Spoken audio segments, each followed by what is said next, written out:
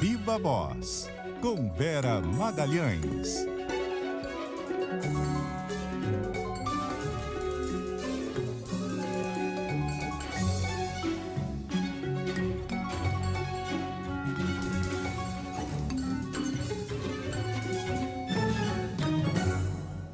Vera?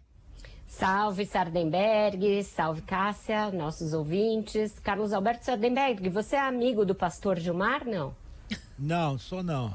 Aí Nem do pastor Ailton? Não, quer dizer que eu tô lascado, não vou conseguir nada no Ministério da Educação, né? Você tá lá pro fim da fila, Sarna. Não é prioridade. Não é uma prioridade.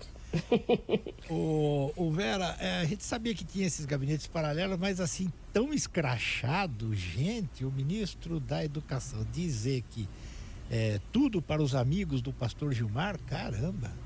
Tudo para os amigos do pastor Gilmar, até o pastor Ailton, que é o outro que também tem ali um pedaço, né, das capitanias hereditárias do MEC, deve ter ficado com ciúme. É isso, desde a semana passada, Sardenberg, o jornal Estado de São Paulo vem esquadrinhando esse gabinete paralelo de pastores dentro do gabinete do Ministério da Educação, do gabinete do próprio ministro Milton Ribeiro.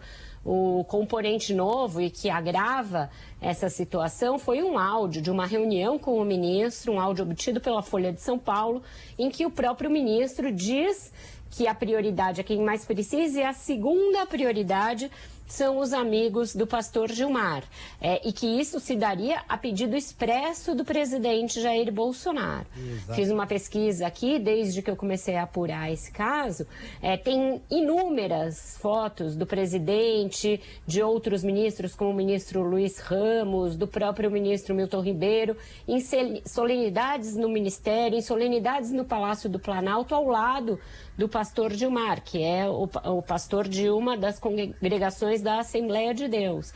Muito próximos, orando juntos no gabinete, um dando tapinha nas costas do outro. Então, uma relação bastante profícua e que vem de muito tempo. Desde 2019, dezenas e dezenas de encontros entre os dois. O que tem de muito grave nisso daí? Duas coisas, né?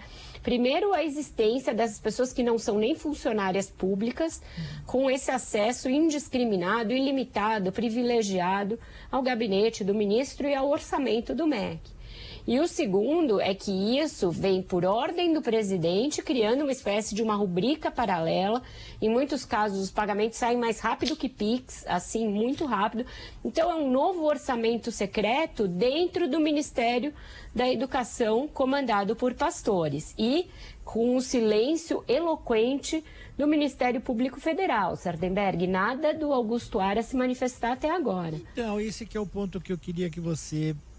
Bom, primeiro o fato de o ministro ter dito que era orientação direta do presidente da República. Agora, a segunda coisa é que, obviamente, há diversas irregularidades aí. Isso deveria cair na mesa do Procurador-Geral da República, né?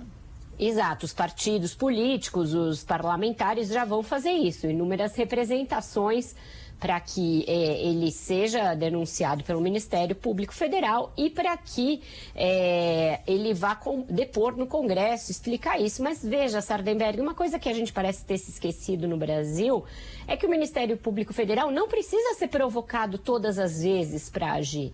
É um órgão que pode agir de ofício, diferentemente da Justiça. A Justiça só age quando provocado. O Ministério Público Federal não, ele tem o dever, não é nem a possibilidade, ele tem o dever de agir nesses casos, porque é ele o órgão que defende a sociedade.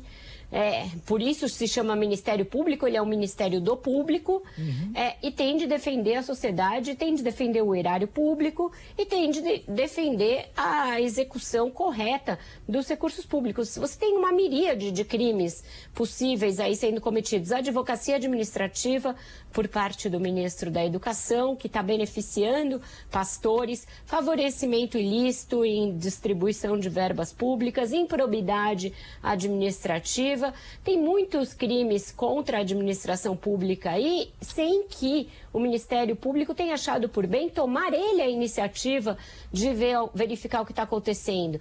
Para ver a lentidão do senhor Augusto Aras em agir nesses casos, agora ele está solicitando ao ministro Paulo Guedes informações sobre aquela offshore dele que foi revelada há meses, desde o ano passado. Agora ele está pedindo uma informação de por que a filha do ministro Paulo Guedes não foi listada entre os que continuaram gerindo os recursos da offshore. Então, é alguém que age com muito atraso, muito aquém do que o seu cargo exige, muito aquém da gravidade dos casos que caem sobre a sua mesa, não fez nada com os apontamentos da CPI da Covid até agora.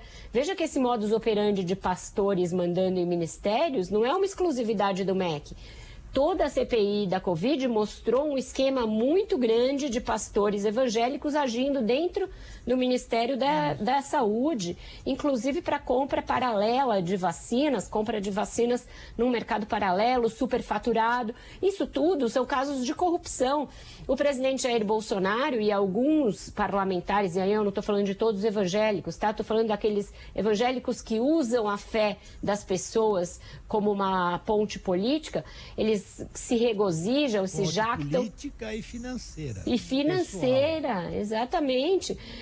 Não tem corrupção do governo Bolsonaro. Isso aí é uma corrupção clara, pura e simples. Você está pegando recursos que têm de ser distribuídos por critérios de população, de IDH, de crianças matriculadas, e está distribuindo de acordo com um critério que é puro proselitismo religioso. É um absurdo, às vésperas do período eleitoral, é escancarado e ninguém está fazendo nada, ninguém que deveria fazer alguma coisa. Está cabendo à imprensa revelar e aos parlamentares exigirem essa apuração. Tá certo.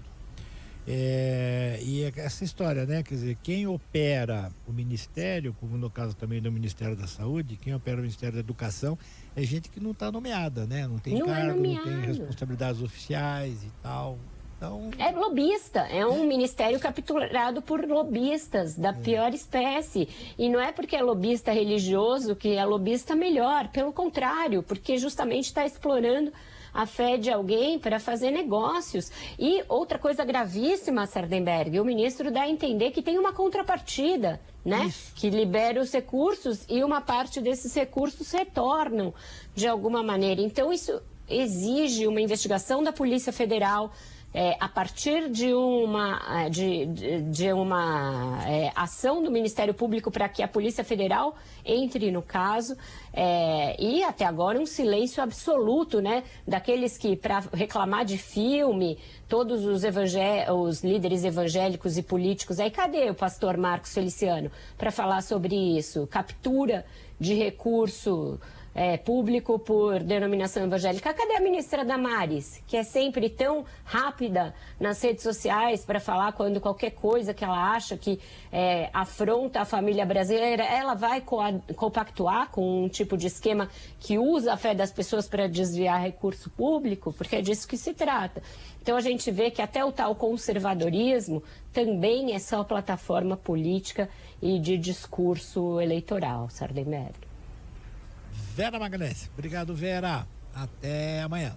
Até amanhã, um abraço para vocês e bom jornal. Até mais, Vera.